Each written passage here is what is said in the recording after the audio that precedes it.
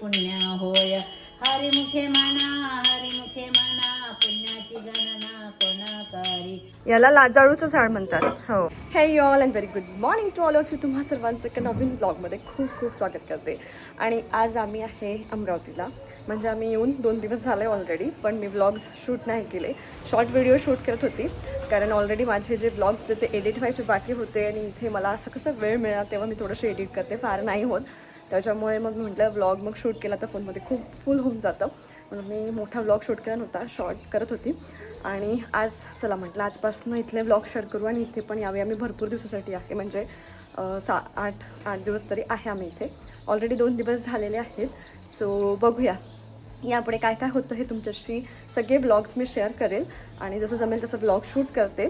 So आत्ता सकाळ झाली आणि माझा घामाघूम चेहरा दिसत असेल, कारण बेसिक घरातला आवरला आहे, झाडू पोछा जे काय आहे ते. मग नंतर पूजा आहे, त्या सगळ्या गोष्टी आहेत. तर आजचा दिवस कसं जातो हे तुमच्याशी मी शेअर करते. आणि मी झाडं बहुतेक तुम्हाला याच्या आधी पण खूपदा दाखवले आहेत, परत दाखवते. खूप मस्त झाडं आहेत तिथे. आणि यावेळी आमचा प्लॅन आहे की इथनं आम्ही पण झाडं घेऊन जायचे, कारण आमच्या इथल्या बाल्कनीतले सगळे झाडं गेले असतील. इवन तुळशीसुद्धा ती पण गेली असणार आहेत. आता तुळशी पण घेऊन जायची आहे आणि बाकी सगळी झाडं वगैरे पण घेऊन जातो. सो आत्ता रोशन गेलेला आहे बाहेर. इथला त्याला आलूबुंडा रस्सा खूप आवडतो आणि मी इतकं ठरवते आहे की नाही खायचं, पण ते काही होत नाही आहे पॉसिबल. मग आता मी फायनली डिसाईड केलं की नको, जाऊच दे. जोपर्यंत इथे आहे तोपर्यंत काय खायचं काय करायचं करून घ्यायचं. आणि मग नंतर आपण बघू इकडे काय पुण्याला गेल्यावर डाएटचं बघू. सध्या ठीक आहे, आपण जे आहे ते खाऊया. रोशन आता आलूबुंडा रस्सा घेऊन येणार आहे. सोबतच इथे सांबारवडी खूप छान मिळते. अमरावतीला म्हणा किंवा नागपूरला म्हणा, तरी अमरावतीची आणि नागपूरची पण वेगळी वेगळी असते सांबारवडी. शेपमध्ये पण असते आणि टेस्टमध्ये पण वेगळी असते. म्हणजे बघा फक्त 150 किलोमीटरचा डिस्टन्स आहे, पण टेस्ट आणि सगळ्या गोष्टी खूप वेगळ्या आहे अमरावती आणि नागपूरमध्ये. सो इथली सांबारवडी आणि आलूबुंडा रस्सा आत्ता मी नाश्ता करणार आहे. बाकी बेसिक सगळं आवरलं आहे. आणि अजून एक मला फुलांचं झाड खूप आवडलं, मी तुम्हाला सगळी झाडं दाखवतेच. हे वाला खूप खूप सुंदर आहे. आणि याच्यामध्ये ना भरपूर कलर्सचे पण फुलं येतात. एक येल्लो पण आहे बहुतेक, मी बघते तिकडे आहे का. याआधी पण मी तुमच्याशी अमरावतीचं माझं रुटीन शेअर केलेलं आहे, पण माझ्या सकाळची सुरुवात अशी काहीशी असते. पहिले तर उठलं की आपलं फ्रेश झालं, चहा वगैरे घेतला की झाडू करायचा, पोछा करायचा. आणि प्रत्येकच घरात मला असं वाटतं हीच एक सेम रुटीन असतं की झाडू पोछा झाला की त्यानंतर बाकीची घरातली सगळी कामं, आंघोळ वगैरे ह्या सगळ्या गोष्टी होतात. सो तसंच काहीचं रुटीन आम्ही इथे फॉलो करतो. फक्त इतकंच आहे की आम्ही दोघी तिघी असल्यामुळे सगळी कामं डिस्ट्रीब्यूट करून होतात आणि मी मिळून सगळं करतो. हा ब्लॉग मी 2 दिवसानंतर शूट करायला घेतला, पण मी जेव्हापासून आली तेव्हापासून अशा 1-2 क्लिप्स होत्या ज्या मला असं वाटलं की आपण शूट कराव्या आणि जेव्हा किंवा आपण ब्लॉग शूट करू त्याच्यामध्ये ह्या ॲड करू, म्हणून ह्या 2-3 क्लिप्स आहेत ज्या 2 दिवसाआधीच्या आहेत. सो मम्मी रोज संध्याकाळी हरिपाठ करतात, त्यातलंच मी थोडंसं शूट केलं होतं. कृष्णमणी अनंत जन्मोनी भावे विन भक्ती भक्ती विन मुक्ती बळे विन शक्ती बोलू नये कैसे दैवत प्रसन्न त्वरित राहे निमंत ज्ञानदेवा पाठ नारायण नाम पाविले उत्तम निदर्शन हरिमुखे म्हणा पुण्याची गणना कोण करी एक नाम हरी जगत नाम जोडी नैत्य कुसरी विरळा जाणे समबुद्धी भेटा समान श्री हरी शमदमावरी हरी झाला सर्वागती राम देहा देई एक सूर्य. आमच्या घरातली कामं चालली होती आणि दादांचं इथे झाडं लावणं चाललं होतं. रिसेंटलीच 1-2 झाडं नर्सरीतनं आणले होते, तेच दादा व्यवस्थित लावून ठेवत होते. आणि बघू शकता पांढऱ्या फुलांचं झाड खूप सुंदर दिसत होतं. आणि इतकी जी झाडं बघताय भरपूर झाडं आहेत तिथे आणि ती प्रॉपर मेंटेनसुद्धा आहे. आणि तशीही पावसाळ्यातनं झाडं खूप छान मेंटेन राहतात. आणि ही झाडं छान अशी जपण्यामागचं श्रेय ना दादांना आणि मम्मीनं जातं, कारण आमच्या घरात ऑलमोस्ट सगळ्यांनाच झाडांची आवड आहे. रोशनला पण खूप आवड आहे, मला फार तेवढी नाही आहे, पण मला बघायला खूप आवडतात कारण हिरवळ अशी छान दिसते. आणि आमच्या गावी पण भरपूर झाडं मम्मींनी लावून ठेवली आहे. तिथे असं पूर्ण गार्डनच तयार केलं होतं. आता पण तिथे फार कोणी राहत नाही, त्याच्यामुळे ते मेंटेन होत नाही, पण इथे जमेल तेवढं कुंड्यांमध्ये मम्मींनी छान इथे पण भरपूर झाडं लावली आहेत. आणि इतकंच नाही तर तुळशी पण भरपूर मोठी आणि खूप छान भरलेली आहे, कारण जे तुळशी वृंदावन आहे ते बऱ्यापैकी मोठं असल्यामुळे ती मस्त अशी फैलली आणि खूप मोठी छान झाली आहे गोलाकारमध्ये. आणि आमचं काही चाललं असू दे, इकडे आमची मात्र रडरड सारखी चालली असते. इकडे हे लाजाळूचं झाड आहे का दादा? लाजलं नाही पण हे मी बोट लावलं तरी. नानू तुला एक गंमत दाखव का? इकडे याला लाजाळूचं झाड म्हणतात. हो, ते असं केलं ना तर ते नाही बेटा. हे याला असं बोट लावशील ना तर ते बंद होऊन जातं. करून बघ. खालच्याला लाव, खालच्याला. ते बंद झाले ऑलरेडी. झालं का? मी करून दाखव. सगळे बंद झालेत ऑलरेडी. हे बघ ते बंद होते. दिसलं का? काय तू नानू कुताय करते? काय करता नानू आजी? मी काहीच नाही करायचं. आजी करते, बघायचं फक्त. ठीक आहे.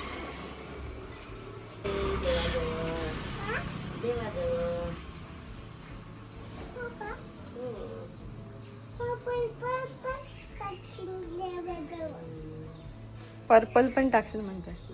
तुला कुठे दिसला पर्पल? आहे का? मला दिसलाच नाही का. हो का?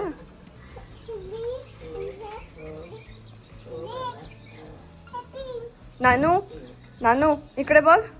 हाय कर सगळ्यांना. Good morning. नानू तू ऍक्टिंग कशी करते का मम्माची? कशी करते? शो आता आम्ही हे करतोय. कशी म्हणते तू?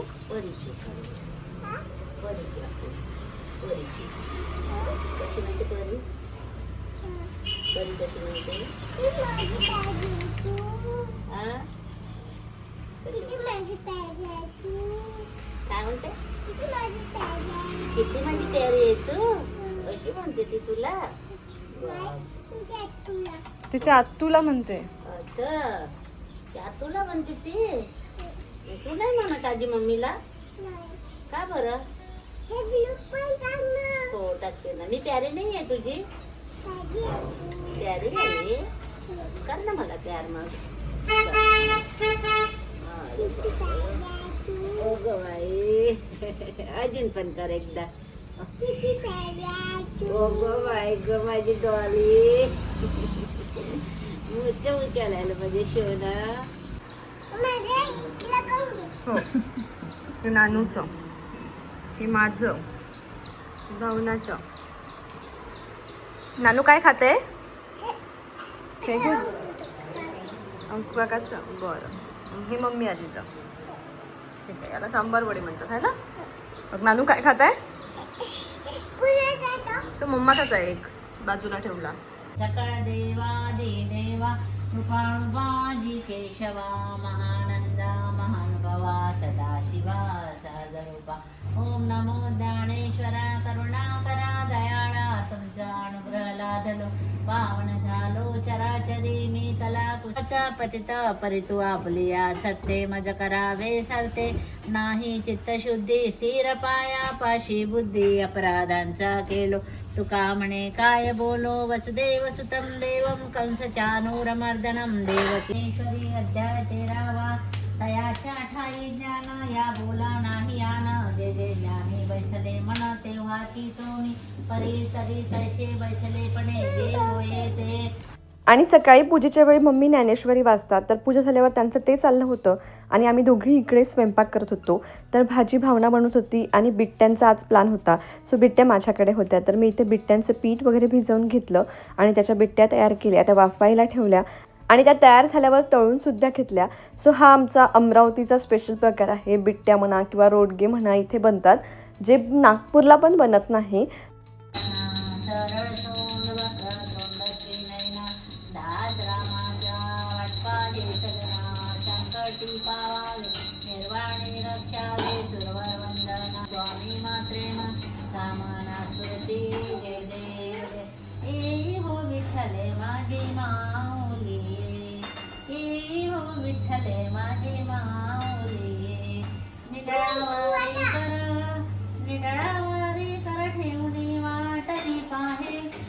बिट्ट्यांची रेसिपी मी याच्या आधी शेअर केलेली आहे. विदर्भामध्ये बिट्ट्या प्लस याच्यासोबत वांग्याची भाजी खातात आणि सोबत वरण असतं साधं.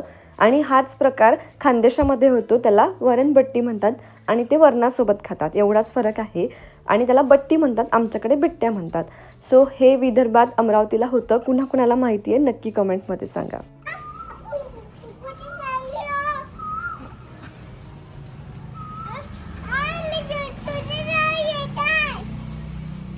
नानू आपण कुठे आलोय ग आता?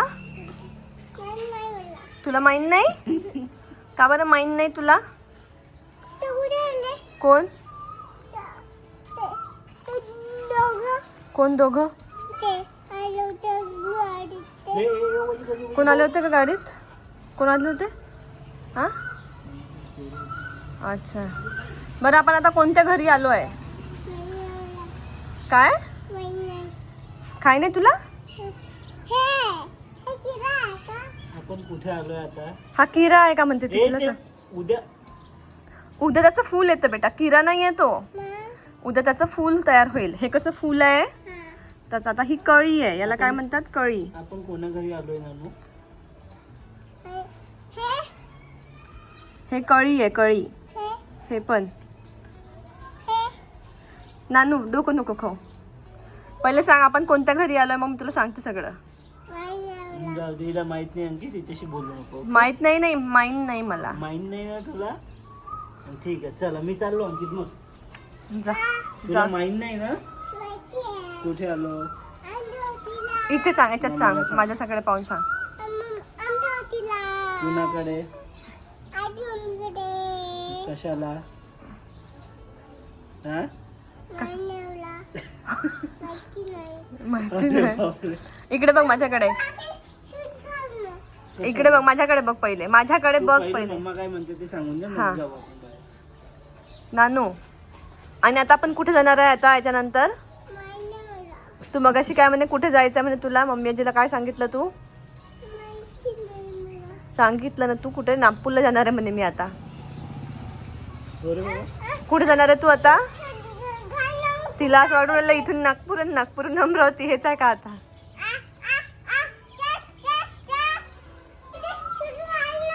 अंकू काकाचा शूज बाबाला होत नाही. नाही होत.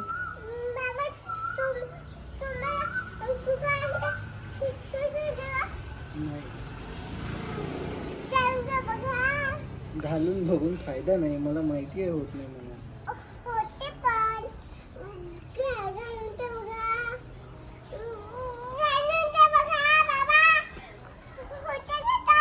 नानू तो शूज मोठा आहे.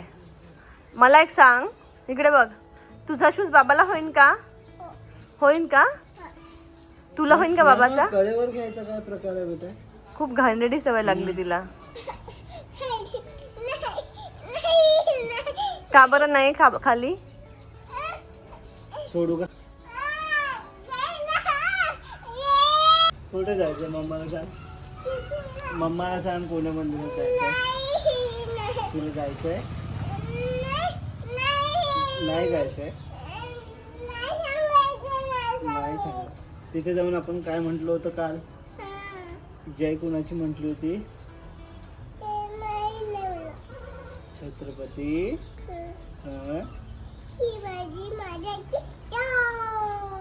आणि छत्रपती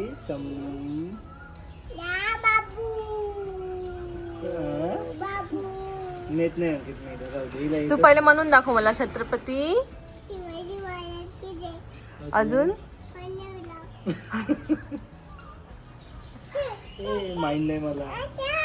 आणि इकडे बघ, छत्रपती संभाजी महाराज की जय. हा. नानू तू बाबाची कोण आहे ग? हा? आणि मम्मी आजीची कोण आहे? मम्मी आजीची कोण आहे? पिल्लू. ते बघ कोण आलं.